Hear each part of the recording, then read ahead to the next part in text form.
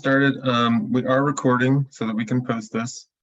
I do want to start by saying that all coaches are responsible for your own heel ties and your own bow balls. We will not have, well, this is not a U.S. rowing run regatta, so we do not have official U.S. rowing referees. It's run by coaches and parent volunteers and things like that. So our main goal out here is to get race experience for everyone, have fun, and of course, do that safely. So all teams are responsible for their own safety, and we'll go over some of the other stuff later. So I'm gonna go ahead and get right into just kind of from launching. So I need to share my screen here. Let me know if you guys can see an overview map of the bypass canal. Good, all right. So if I zoom in here, we've got a nice overhead of where, if you follow my mouse, you guys will be coming in, walking in here, your trailers come in here, etc. You can see why your trailers need to come in before launching starts, because that trailer path is also the path you take to launch boats. So if you haven't been here before, that's the case. If you were here for Halloween, we went up this way and raced and started up here. This time is going to be the opposite. So that means a lot of other procedures are also opposite. If you weren't here for Halloween, that's great. You can just do it how we do it for fall sprints. So if you're launching, you're coming from, your trailers are down here in the yard. You're coming from this area.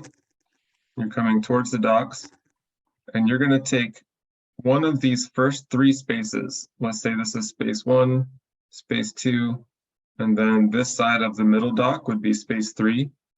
Those are the launching spaces because those are the closest to the direction that you're traveling to get to the start line. So you're going to launch from, let's say you come from this dock, you're going to launch and follow my mouse and keep going and keep the shore on your starboard side. And you're going to follow it this way. And we'll keep going. And you can see as you follow, so right where this shore is, where my mouse is, that would be your starboard shore. There's a buoy line there to separate you from lane 1. So you would be coming up in lane 0, right here.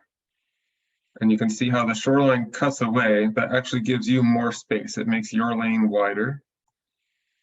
So you don't have any space up here to pass any other boats, but when it starts cutting away, if you need to pass somebody to get with your flight or ahead, this is where you have an opportunity to do it.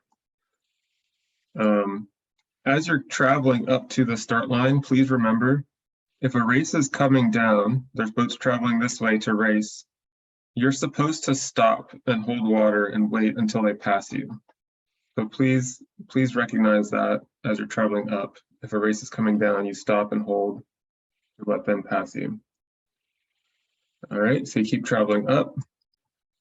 It cuts away again, so it gets even wider. And then you come here to where you see the bridges and you see the starting platforms here. But you're going to continue here. You'll have there'll be a little tent here where the starter or the aligner is going to be sitting. You're going to actually travel through all of the bridges. Not a lot of space in here to maneuver. So unfortunately, because of how the venue is, that kind of makes it so you have to go through all the bridges. You really get into trouble if you try to turn in here and find your lane, because there will also be other boats that are already there kind of getting in line for their flights. So it turns into a really jumbled mess if you don't continue all the way through the bridges. For that reason, if you're running late to your race, we kind of need to know, because we can maybe let the starting officials know ahead of time to expect a late boat, and they might need to just be aware that they need to maneuver you differently. If you're not running late for your race, you're going to go through all of these bridges. We're going to drop a big orange buoy right about here, and that's about 500 meters from the bridges. And we're going to ask you not to pass this big orange buoy. That way our marshals can find you and you're not lost in, the rest of the river. Okay. So once you get into this area, the starting marshals are going to be trying to identify who you are and put you in order of your flights. And what does make this nice is that all of the bridge openings through all 8 bridges line up with your lanes. So of course, out here, it's kind of hard to tell which lane you're lining up with. But you can more or less count the openings, and the marshals can help you as well.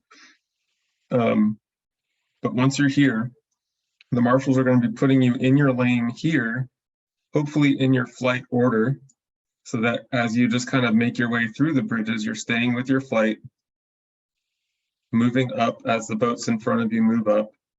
And then when you get to here, you're next in line.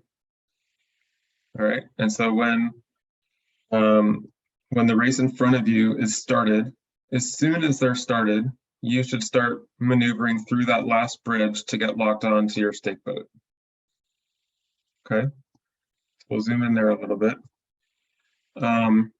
You can't tell here very well, but if you notice, the stake boats are a little more to the port side of the lane, and there's more space on the starboard side.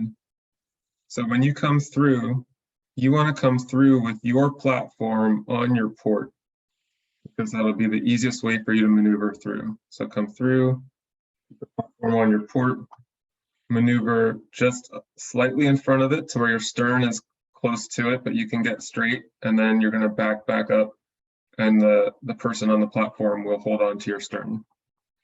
Once they have your stern, we want them to hold on to it and not let go, and so we want you to not move forward. So if you, hopefully you know what sculling it around is to get your points, but basically it's a way that you, your bow seat would pass their oar up to 2 seat if you needed to move the boat to port, right? And that way your 2 seat would use bow's oar to row sideways, so you're not moving forward. And if you needed to move to starboard, your 2 seat would pass his oar, her oar, up to 3 seat. And then 3 seat would row sideways with 2 seat's oar to move the boat forward. Right? Again, that way you're not moving forward, but affecting your point. Okay, and here's a quick little kind of live view of the platforms. So you can see they're really a 4x8 box that floats. There will be a person sitting or laying down on that platform. So as you pass it with your oars, please try not to hit them and knock them into the water. And they will, if they feel necessary, they might grab your oars to help you maneuver past them. But they will also be instructed to not lift your oars and tip you over and things like that. So please be careful of those volunteer lanes here. You can see the lane bottles here. About 100 meters is typical breakage, right? So if each of these bottles is 10 meters, that's 1, 2, 3, 4, 7, 8, 9, 10, right? So you have about this far. If you have some kind of breakage, right?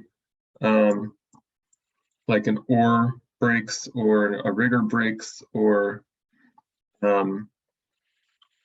something that impedes you from rowing your shell, you should stop and raise your hand.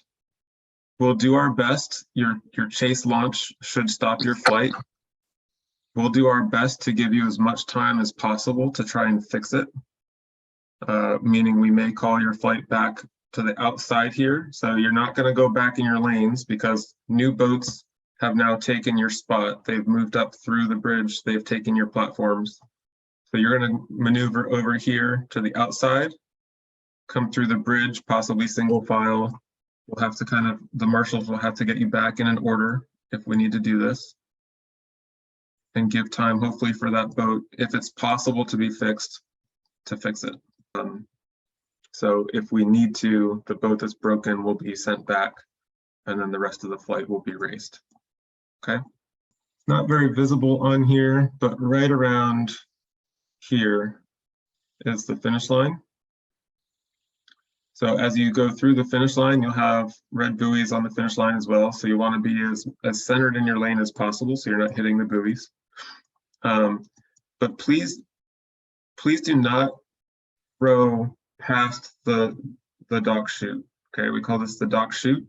If you continue rowing down here where we did for Halloween, you're then unsupervised, and we don't want you down there. We don't want any unknown boats down there where we can't see them and be responsible for their safety. So please finish your race, catch your breath, and then make your way into the dock chute. As you come into the dock chute, you're going to stay, again, keep the shore to your starboard. So you're going to be on this far side.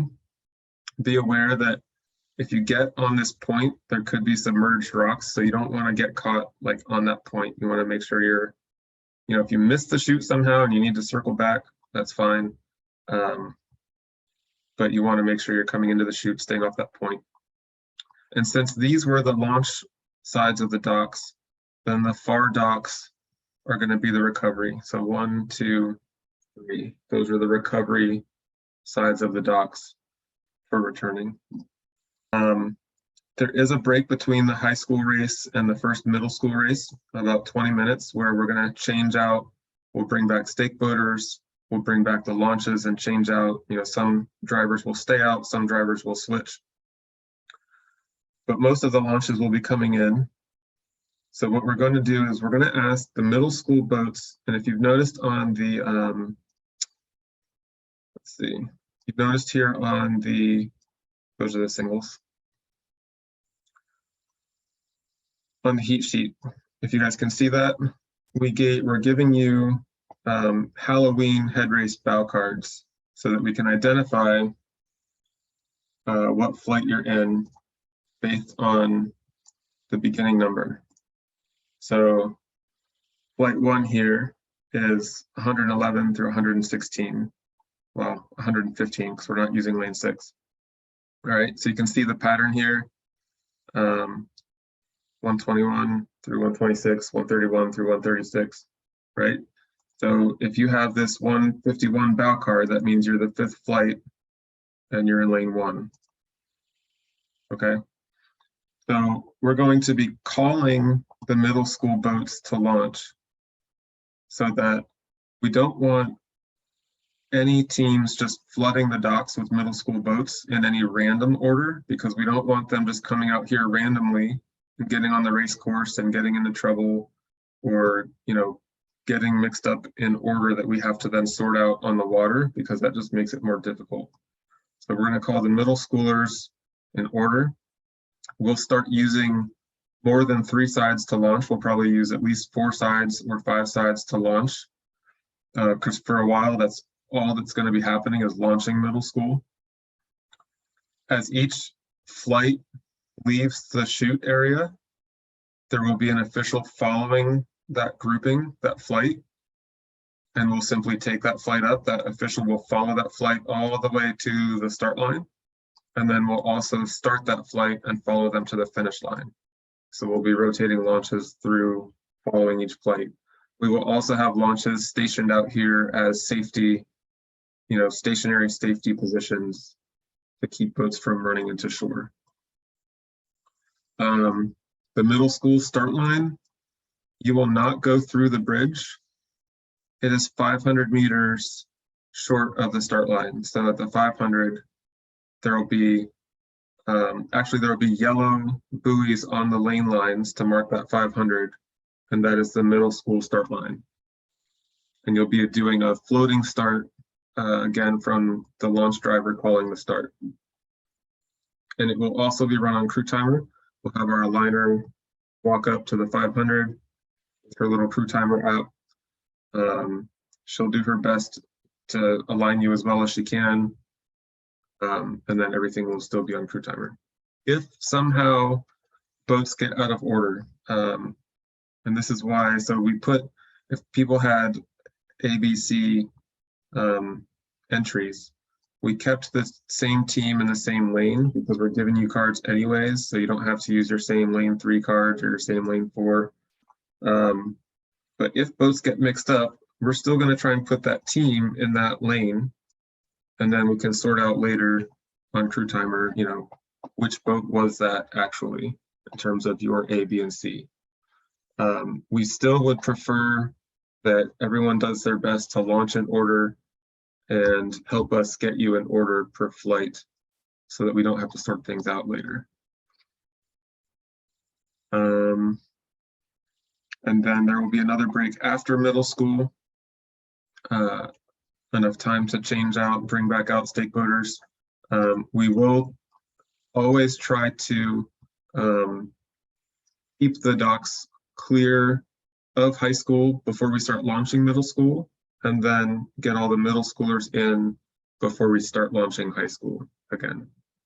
Actually going to be doing the calls on the Remind app, so we'll be adding you to a Remind group, and we'll send out a little message saying to launch this flight, and we'll also use a megaphone, but that megaphone will be at the finish line, so it'll be right around here, right? So you'll need to maybe have somebody near enough to the finish line that can hear that megaphone and relay the message to your team in case your Remind messaging isn't working somehow, or if you have somebody who didn't get on it.